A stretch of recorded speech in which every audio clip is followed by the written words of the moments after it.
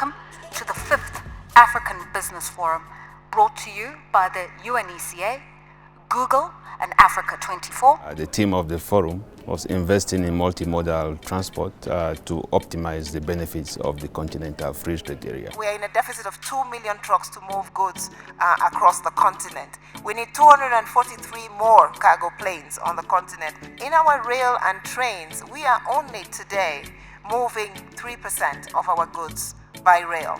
On average, transport costs in Africa are 63% higher than in developed countries. The ratification and implementation of intra-African agreements that facilitate trade and economic development is important because it improves connectivity and reduces costs.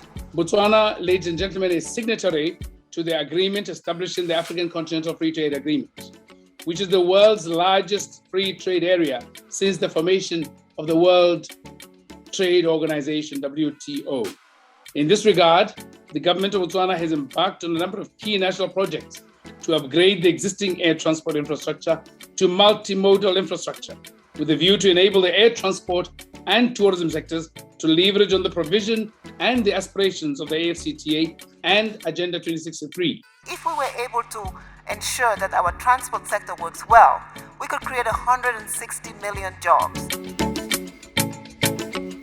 This conference has provided a platform for those who need infrastructure, the member states, the airlines on the one hand, and also those who have the resources to meet those infrastructure requirements. African airlines are owed hundreds of millions of dollars in different African countries because of foreign exchange issues.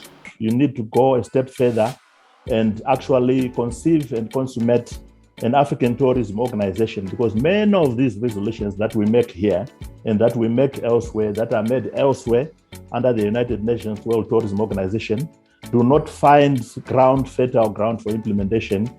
We are not short of good papers, good workshops, and good resolutions regarding tourism and travel. I think we are missing in action on implementation.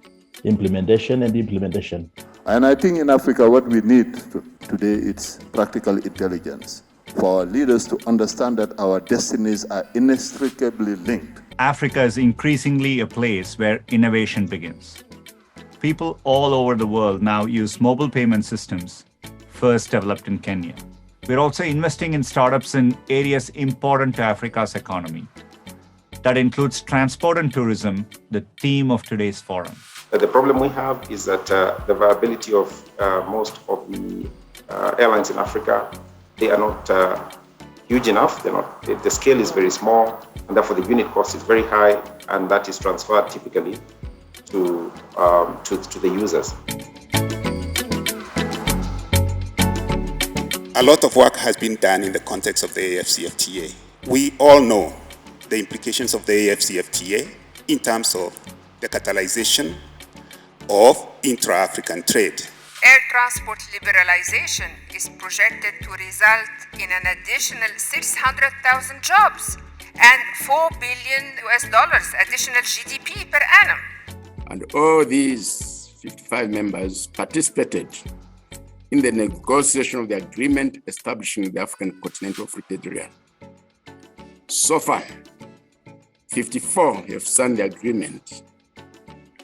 The establishment of the African Continental Free Trade Area, with a vision of creating one African market, is the first step towards defragmentation. Beyond investment in transportation links, we also require investments in freight, warehousing, and distribution across Africa to advocate for deeper continental economic integration. In terms of the equipment requirement, we have calculated that we need about $340 billion to invest in trucks to carry the increase in freight on the continent. The vision of our African Union is peaceful and prosperous Africa. It's achieved, owned and driven by its own citizens, women, men, youth, and children. A union cannot be a real union without being physically integrated. In addition to the hard infrastructure, also make sure we have a soft infrastructure.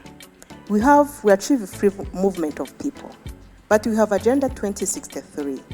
This topic of today features at the center.